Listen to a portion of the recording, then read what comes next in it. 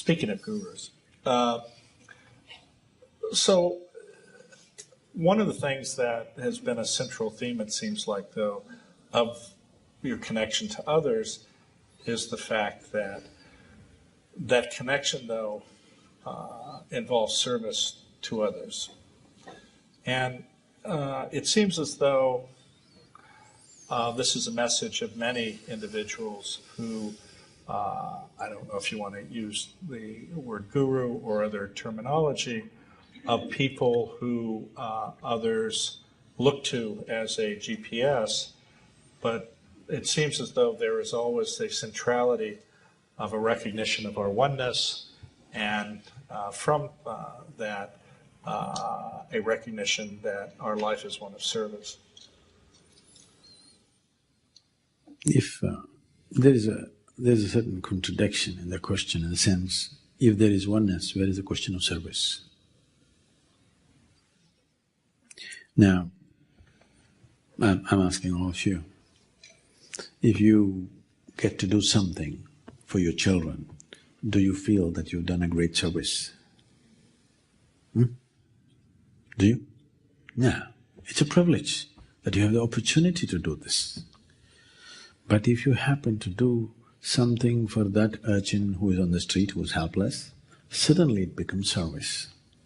Or in other words, when your heart is bereft of love, you can do service. If you have love in your heart, you can never do enough in this life. 2 hands are not enough. This is the experience of every human being, whether you are in love with one person or whatever.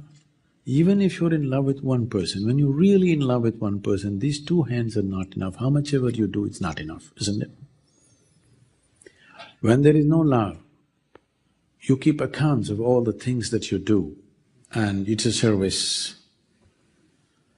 And if you do a lot of service, you will create such an unrealistic expectation about people that invariably it will lead to frustration.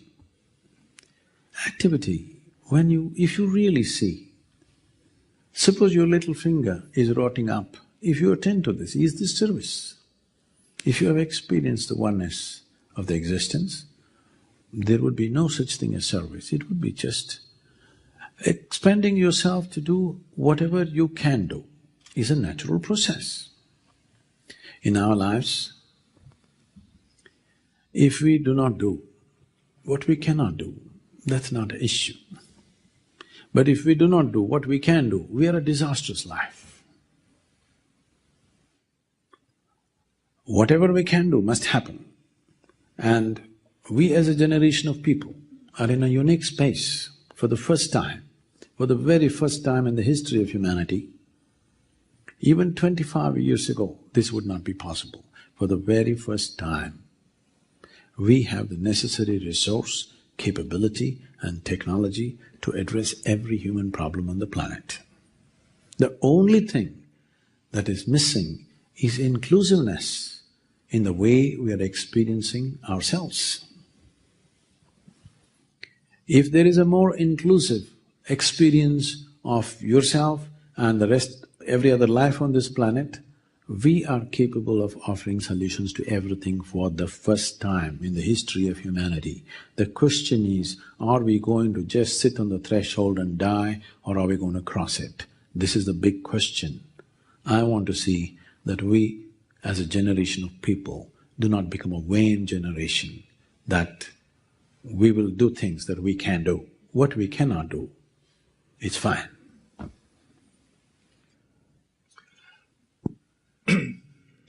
In some ways, this brings up, though, the issue of, as has been quoted, 85 people have more resources in terms of financial capability than 3.5 billion people, which is extraordinary.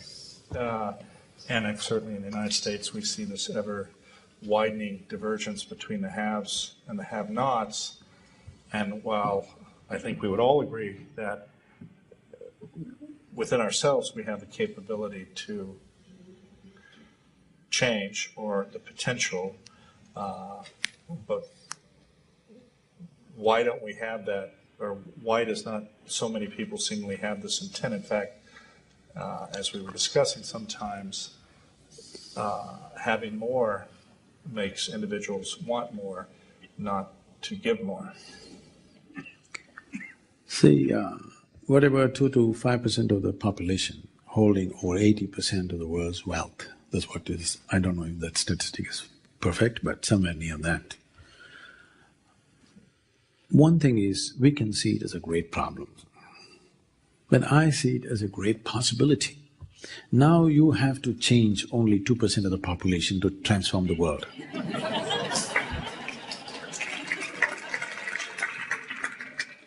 Unfortunately, that 2% never shows up at meetings like this. They need not, because they don't show up. Because we have developed this in the world right from the time of Marx, Karl Marx I'm talking about. I'm not supposed to talk about him in the valley, but I'm talking about him. He might have known a lot about economics, but he doesn't know much about human nature. He predicted that the richest countries in the world will take to communism. Just the reverse happened. Wherever the poorest populations are there, they are the ones who fly the red flag even today. Yes? So, poorest talking about communism means those who have nothing to share want to share. Those who have something to share become cautious about this whole thing, naturally. If I have a lot and I say, I want to share it with you, who will suspect me? I got nothing and I'm talking about sharing. This is dangerous policy. So, we need to change the equation. It is not for those who do not have to talk about sharing, because what little they have, they're not willing to share. They're expecting somebody else who have a lot to share. What little they have, they cannot share. So, the transformation, to bring about a transformation in the world, we are in a better place than ever before because the wealth is accumulated in 5% of the population. The power has accumulated in the hands of 25 to 30 people in the world. If you transform these 25, 30 people, the world will change. That doesn't look like an impossible thing. But if you tell me you're going to make 7.2 billion people meditate tomorrow morning, I will say that's a hopeless goal. But we want to make 2% of the world to meditate and experience life in a larger way than the way they're experiencing right now. It is for sure a possibility, isn't it?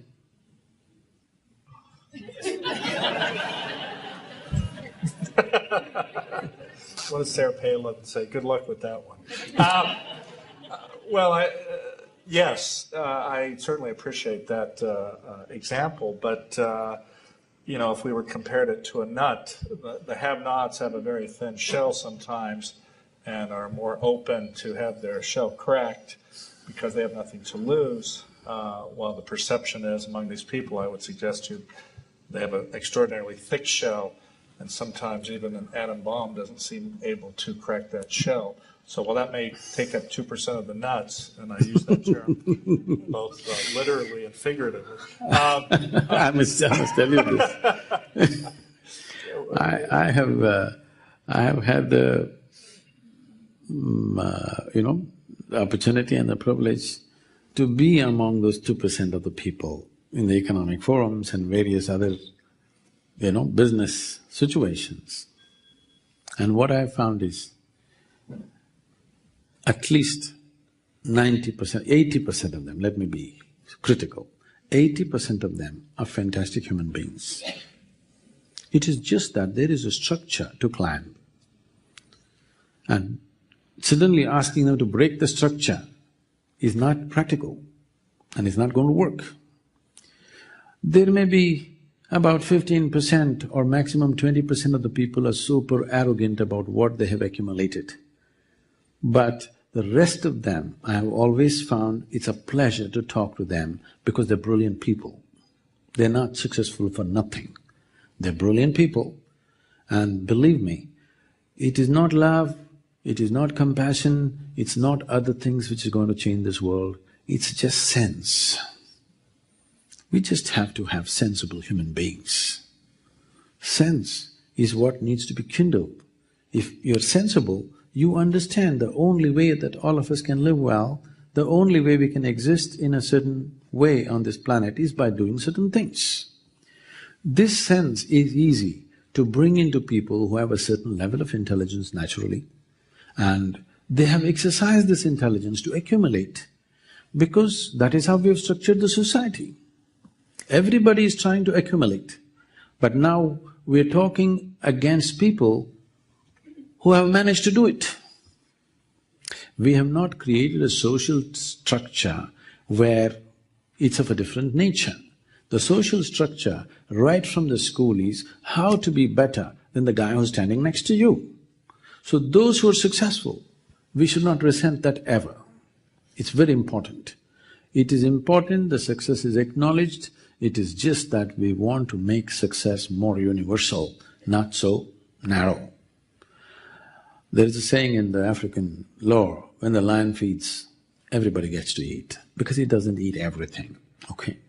He eats select parts, rest others eat anyway. So similarly, this whole economic engine that we have created is of a certain kind, where human consciousness is not shaping the commerce. Commerce is shaping the human consciousness. This is a topsy-turvy way of creating the world. We are bound to pay a huge price for this. It is like if we succeed, we will fail. That's our situation. There's a proverb in India about a classic situation like this, where a man is sitting on the wrong end of the branch and cutting the branch. When he succeeds, he will fail. That is the kind of economic model that we have created. If it really succeeds, if all the 7 billion people become super successful, that means end of the world. Yes. So now, we have to have the courage that we have come this far, we have to have the courage to dismantle something that is successful and remodel this. But we will wait for it to fail and then remodel it, which is a silly way of doing things. We must have the courage to change the model of how we have constructed this world when it's humming with success. Do we have the wisdom and the courage and the consciousness to do this? That's a question. But for that to happen, we don't have to change 7 billion people on the planet. If we change the consciousness and the mindset of 100 people on the planet, it can happen. Easily. I'm not saying it's easy or not. It is a possibility. Between the possibility and the reality, there is always a distance to walk. Do we have the commitment and the courage to walk the distance? That's all the question is. Well, I think that begs the question, who's doing the walking? I mean, they're there, we're here, but it's getting… Now, I want to tell you a successful story of this. This is about 11 years ago. A few responsible people in India came to one of our programs in the center. Then they saw the projects and the works and whatever we were doing, and then they said, Sadhguru, this is great, but what about the nation? I said, say, I don't have to go and do everything in the nation, that's not practical, but we can do this. I have a list of 2,000 people who can make a difference for this country. They're in different levels of leadership. I'm not talking about Prime Minister, Chief Minister, they come and go in 5 years. But there is another set of leadership which stays there for 25 to 30 years in position. If you transform these 2,000 people, you will see the country will change. They said, 2,000 people, well, I can get all of them, he said. I said, get them. Just get them to me for 4 days. Well, in batches. In 4 years or 5 years, they said they will do it. Now it's almost 11 years. We have touched about 45 to 46% of them. And quietly they're transforming the country, no question about it. There is no fireworks happening, but transformation is like this. When the flower blossoms, there is no band being beaten. It just happens quietly, and it is for sure happening, believe me. I'm hands-on in touch with these people in many different levels. Have they changed everything? No. I'm saying if 10% of the way they think and feel about everybody around them changes, there is a huge change, and they are definitely doing it. So these are business leaders, bureaucratic leaders, various people at different strata. They hold responsible positions for 25 to 30 years in the life of that nation, and that's making a big difference. That may be true in the context of that example, but again, getting back to the 85 people who are not bound to a country, a tradition, or a connection perhaps to any particular philosophy. And I think, as we've seen in this country, and it has been a reality shown by economists, this idea of creating situations where the wealthy, the extremely wealthy, are able to make 10, 20, 30, 40% on their money every year, fundamentally because they have access that no one else has, and allows them to accumulate more and continue this separation. And then we talk about trickle-down economics, which there's not one example where that has ever worked. And it's like the example so far, and again, I'm not against transformation, I'm just talking about at least the reality that I've seen, where we have very seldom, if ever, seen despots, dictators, or people in high levels of power voluntarily give up that power. I'm not at all. This is the whole thing. See, when it is spoken from outside, they feel threatened and they will only tighten their fortresses. That's why I brought in the example of Marx. He thought the rich will do it, but the poor want it, and it never worked. It's a great idea, but gone bad, because you're trying to work it from the wrong end. If Marx had devices to transform the consciousness of the wealthy, and then he talks about communism, that would have been the most fantastic thing, okay? But now you're going on the street and those who have nothing are talking about sharing, now it becomes ugly. Now, whatever these 85 people that we're talking about, get me 10 of them, just one weekend. I will see that they transform the remaining 75. I'm not somebody who lives in some dream state. I'm very much grounded. I know this may look very… Looking at the world, the realities of the world, I understand very much where you're coming from. It's not that I have not faced that situation. Every day I am against a wall, okay? But a wall is not an impossible thing. A wall need not be broken. You can always have the skill to climb across, or you can make the other guy climb across. I totally agree with you. Let me give you an interesting example. I have frequently been asked to speak at Aspen, and typically it's associated with having an event with affluent people. And sometimes in those situations I feel like somebody in the zoo, you know, they brought this particular animal out to look because that's a favorite animal that week. And so I got invited to an event following a talk at an individual's house. And I would suggest to you that this home, which was only 30,000 square feet, probably was worth a significant amount of money in that area. And the gentleman who was hosting it was in his 80s, and he was a survivor of the Nazis as a teenager and had become an extraordinarily successful businessman. And when you walk into his home, there is probably a painting that's 12 feet high of him, standing with his skis with the mountain behind him. And I'm sure that there's no ego involved there. And then he proceeds to have a conversation with me, and I'm not quite sure because I wasn't particularly important. But he has a conversation with me, and in the conversation he points to his watch. He says, "See this watch? That cost $1 million." So he says, "There's only 10 in the world." He says, "I can show you my garage. It's a 10-car garage.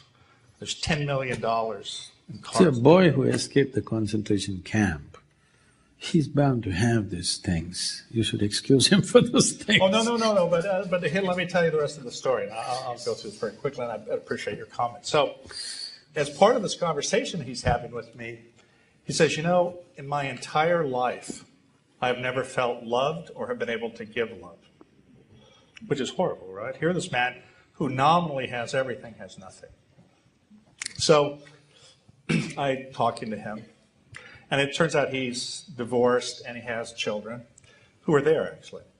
And after this conversation for a while, I say to him, if you meet with me for 1 hour a day for the next 10 days, I will change your entire outlook on life, and you will have love. I guarantee it, just like the Men's Warehouse guy, right? Okay. So do you know his first question is? How much will it cost? So I say this man's worth around $1 billion. I say it'll cost you $100,000 an hour. But I guarantee it. He looks at me for a little bit. He says, how about 50?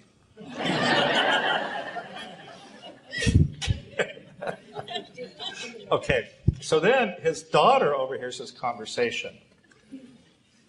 And she says, Papa, you should do it. She goes, in fact, this is his daughter. She said, I would give up my entire inheritance to see you happy. Because I've never seen you happy in my entire life.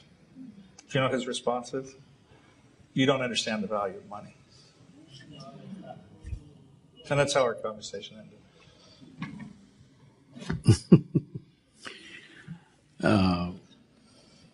This is… I'm not sure if I could have done it in 10 hours. No, I could have done it for free. And for any of you out there, I will do it, I'll try.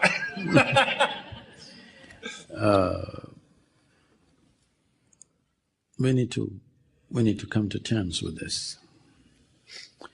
Today, all of you are here in the United States of America, enjoying the comforts that you're enjoying, with a lot of complaints, of course. Not understanding, at least materially, you are living in the best possible space that you can live in, okay?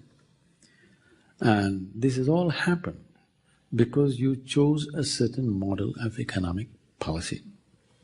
This policy of capitalism was a sensible thing to choose when you only thought of your nationalistic way of existence, when you saw the rest of the world as a source for your whatever. That system will not work in future. It may work for another 25 years. After that, it will not work. We have to rejig this whole thing. But first of all, you must decide whether you want a market economy like this or you want socialism or communism. You must decide. If you go for market economy, some people will race ahead. If you're going to resent them, then you must go for communism. If you go for communism, some people will tell you what to eat, what to wear, where to sit, where not to sit. If that's okay with you, it's fine. I'm saying you cannot choose to go in this direction and long to go in this direction. Every system will have its negativities, but I'm saying right now, because we're talking about transforming the world by transforming an individual human being, I think it's a tremendous possibility right now that the wealth is concentrated in a few individuals' hands. If you transform them, every human being is willing to transform if you approach him properly. For a man who values money so much, whoever, the person that you're talking about, because he's come up, you can understand the guy, a young boy who escaped concentration camp and who came to a new place, in the really a new world literally, and built his life.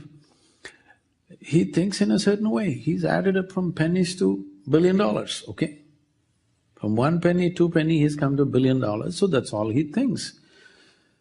You shouldn't have talked money to him, if you ask me. You should have offered it to him. if you spend 1 hour with me, I'll give you $100,000.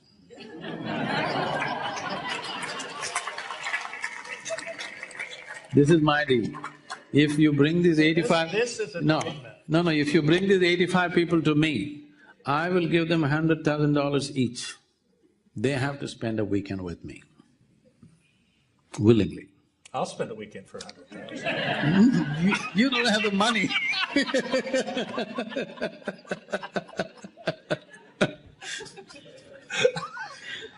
I'm saying you have… Everybody, let's all spend a weekend. You have to do it the way it works. We are living in this world, we have to do it the way it works in this world. People come to me always, even in the foundation, we are a little over 3,600 full-time volunteers and over 3 million part-time volunteers. That's amazing. Complaints and complaints and complaints, every day the number of complaints that I handle, it would kill you, okay? So people come to me and say, Sadhguru, I can't bear with this person, I can't work with this person. I tell them, see, this is the kind of people we have on this planet. If you want to work with ideal people, go to heaven today, leave today. If you want to do some work in this world, these are the people.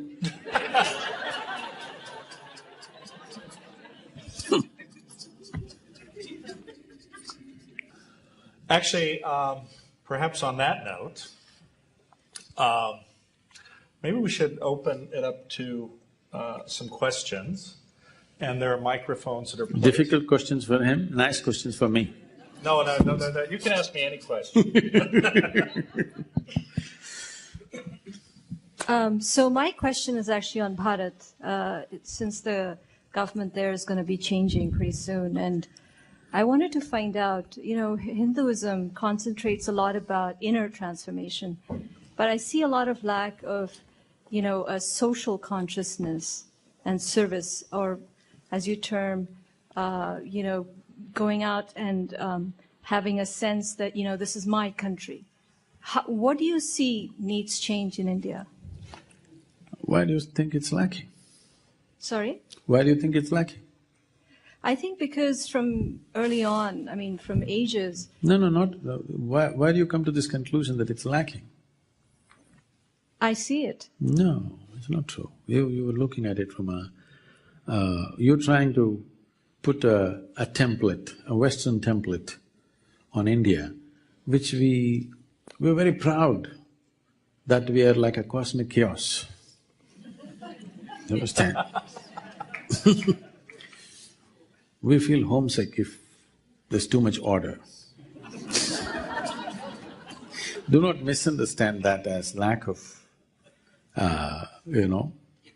passion for what it is. There's enormous passion. You should see, you just see, there is no other nation where such a large democratic exercise happens the way it happens in India. No other country on the planet can fulfill that, believe me. You should see how it happens. Even the poorest, in the remotest possibility where there's no road or electricity, even there he gets to vote, okay? It's a big thing. Anyway, what is the possibility? The next 5 years, will be scintillating for India, probably 10 years. So, big changes are going to happen for sure, because what has been lacking for India is, an Indian has never been the leader of the country. When I say this, I'm saying our education systems in India have been such, once we get English educated, our brains are in Greenwich Mean Time. Yes. So, there has not been a leadership who understands people the way they are. Somebody who will not ask Indian people to fit into another format which is not theirs. They made ordinary people feel ashamed just because they don't know how to speak English. They can speak their mother tongues fluently, but people are ashamed that they can't speak English. When you… see, nation is just an idea, let's understand this. It's not some God-given thing, it's just an idea. If you invest certain passion in this idea, nation becomes strong. When you're ashamed of being who you are, how will there be passion about it? For the first time, we are having a leadership which is passionate about who we are, okay? This is very important. This is over a 10,000–12,000-year-old culture which is so complex that you cannot put it into simple logical analysis that you normally put other societies into, because it is too complex and it's too multi-dimensional, multi-ethnical, everything multi, okay? It needs a very organic leadership, not a synthetic leadership which drops there because somebody is somebody's son or daughter, okay? That's what has happened in the last 30 years. Next question. Thank you very much for being here. I'm wondering of other ways that you would suggest of turning that and walking the 4 miles instead of the 24,000 miles. You mentioned perhaps finding a guru was one way, so that was one question. And also, how does one find a guru here in the United States? Thank you.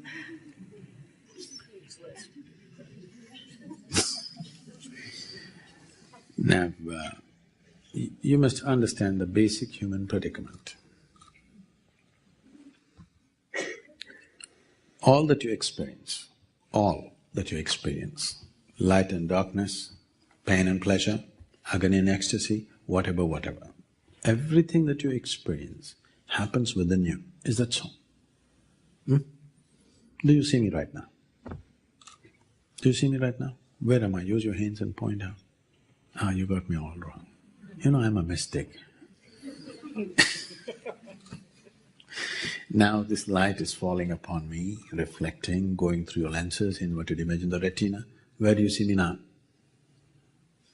Within yourself. Where do you hear me right now? Within yourself. Where have you seen the whole world? Within yourself. Have you ever experienced anything outside of yourself? Your entire experience of life happens only within you. So what is happening within you, to make it happen the way you want it, is not something that's beyond you. It is just that right now all the 5 sense organs, the 5 faculties of perception are all outward bound. If I do this, you can hear this. But so much activity in the body, you cannot hear this. If an ant crawls upon your hand, you can feel it. So much blood flowing, you cannot feel it. In the very nature of things, sense organs are outward bound because they're instruments of survival. But the seat of your experience is within you.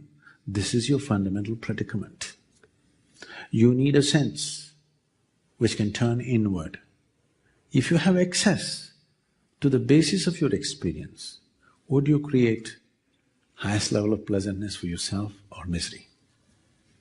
Definitely highest level of pleasantness, isn't it?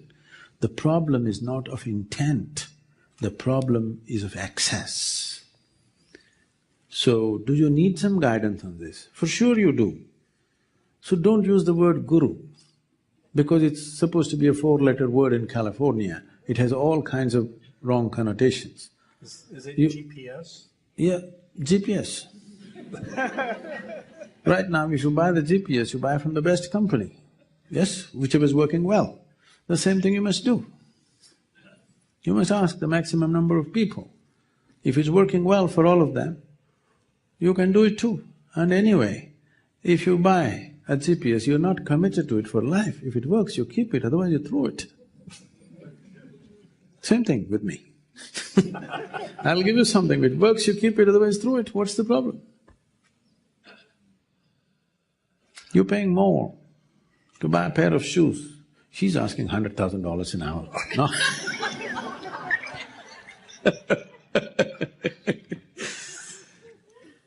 I'm just asking for the costs of the hall and the microphone and the stuff, okay? Because I have produced a huge mass of slaves who are willing to work 7 days of the week, 365 days to provide this for you. You understand? Do not waste their lives, make it happen for yourself. do, what you don't do, I think you must look at yourself very carefully because the children are picking up everything rapidly and they'll exaggerate everything that you're doing. So, one foremost thing is, at least make yourself in such a way that you would like to be. Somebody may not approve, it doesn't matter. At least you made yourself in such a way that you like the way you are. Gurus, no, women will not make good gurus, nor will men make good gurus. Unless you know how to be beyond the two, you can't be this. If you're a man or a woman, if you're stuck with your gender, then there's no chance of being a guru because you're looking at the mechanics of life in a completely different way. You're just looking at life as life. All the problems on the planet is simply because everybody has their own mission. And these missions are creating variety of conflict. If all of us sit here without any mission, mission means an assumed position of importance and agenda, individual agenda. If all of us can sit here, what is a human being longing for? Every human being. All of you, wherever you are right now, you would like to be little more than what you're right now, isn't it so? Hello? Yes. If that little more happens, what? Little more? If that happens, what? So it looks like in installments you're going towards something. How much more would settle you for good? Let's look at it right now.